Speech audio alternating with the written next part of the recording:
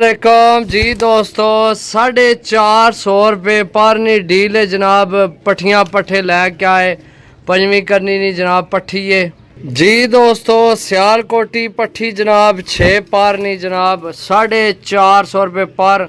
खुश्क पंजे जनाब काले नाहन सियालकोटी जनाब पट्ठी है सही है। चेक करो जनाब एक तो एक है दो जी दोस्तों। तीसरी करनी नहीं पट्ठी जनाब 450 रुपये पर जनाब।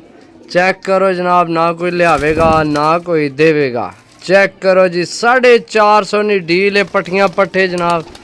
चेक करो हेलो हेलो हेलो जी दोस्तों। चेक करो जी तीसरी कन्नी नहीं है भी जनाब 450 रुपये पर जनाब पट्ठियाँ पट्ठे जी दोस्तों। चेक करो जी माशाल्लाह जनाब 8 पर नहीं पट्ठी माशाल्लाह साइज चेक करो जी 450 रुपये पर जनाब। काले नाहन खुश्क पंजे जनाब माशाल्लाह। चेक करो जी 450 किसे भी नहीं देना। आइए भी चैनल की सब्सक्राइब ना करो तो वीडियो की जनाब यारा दोस्तां शेयर ना करो तो जनाब कोई गल नहीं। चेक करो जेड़ा पहला पैसे भेज सी जनाब उसने हो जा सन इंशाल्लाह जी दोस्तों। चेक करो जी टैडी जनाब 8 पारना। चेक करो जी टैडी 8 पारना जनाब 450 विच। क्या बात है जी क्या बात है जी दोस्तों। 8 पारनी जनाब पट्ठी। इसने ना थोड़ा जा दर्द निकले है पार विच सही है लेकिन पाई मजबूरी है 450 लैके आए हैं फिर देनी है के करिए जनाब। ए भी तो फिर विचे ही ना ये भी हिसाब लाओ समझो जी दोस्तों। हूँ चेक करो जी माशाल्लाह जी मजबूत हड्डी बंद जोड़ सही है। ए चेक करो जी ये 8 पार ने सही है पट्ठी है या पट्ठे 8 पार ने जनाब 450 रुपये पर जी दोस्तों। चेक करो यार किस देने आइयो जा 450 रुपये पर गोल्डन यारा माशाल्लाह। चेक करो पट्ठी चेक करो गोल्डन तुसी 450 रुपये पर सही है। चेक करो जनाब फिर कोई बच्चे विच नॉर्मल आ ही जाने लेकिन 450 तो पता है लभनी भी तो चीज़ को नहीं ना समझो। लेकिन ये है कि जनाब इंशाल्लाह विच बच्चे अच्छे न जा कोई बच्चा हो सी कोई नॉर्मल बाकी ज़्यादा अच्छे बच्चे न सही है। पट्ठियाँ पट्ठे न कोई बच्चे न सही है। चेक करो जी जनाब माशाल्लाह 450 रुपये पर जी दोस्तों। चेक करो जी पिपलां वाली पट्ठी जनाब 450 विच तुहानू ये भी देन लगे विच। चेक करो जनाब 450 रुपये पर। लो जी दोस्तों छत वाली पट्ठी भी हो यार कमाल नहीं हो गया। चेक करो पट्ठी माशाल्लाह बहुत तगड़ी पट्ठी है जी।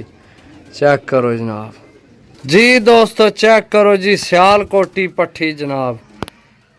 एक मोबाइल धुंधला हो जाना है चेक करो सही है जी दोस्तों। चेक करो यकीन करो 450 रुपये पर भी जनाब आइयो जियां कोई चीज़ा नहीं है लभनियाँ हकीकत गल है सही है।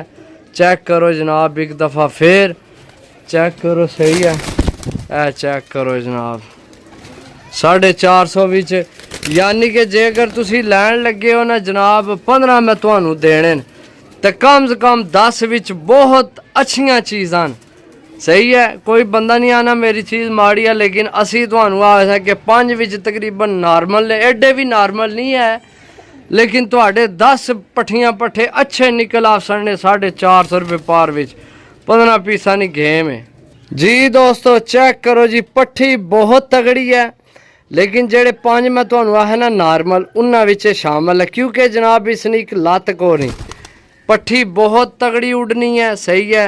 चेक किते ओए होए होए होए लत पूरी को नहीं समझो उड़नी पट्ठी चंगी है लेकिन मजबूरी है फिर जिसलै जनाब चीज़ां घट रेट दा लविए तो फिर इहो जिहियां चीज़ां पिच्छे लैनियां पैनियां। बाकी बच्चे भी चेक करो ना माशाल्लाह।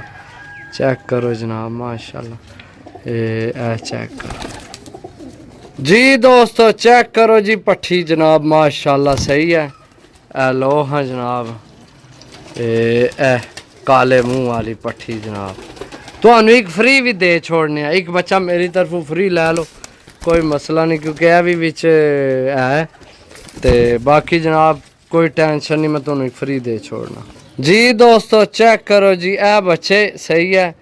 तार लगी साखी तो अख थोड़ी ना यानी कि पानी वगना इस पे। बाकी है मेरी तरफ है ही फ्री है, याशी मारो जनाब, रामपुरी बच्चे सही है, चेक करो जनाब। बाकी जनाब 450 रुपये पर 15 पीस जिस भरा लैने और जनाब 0355 40 603। ओके अल्लाह हाफिज़।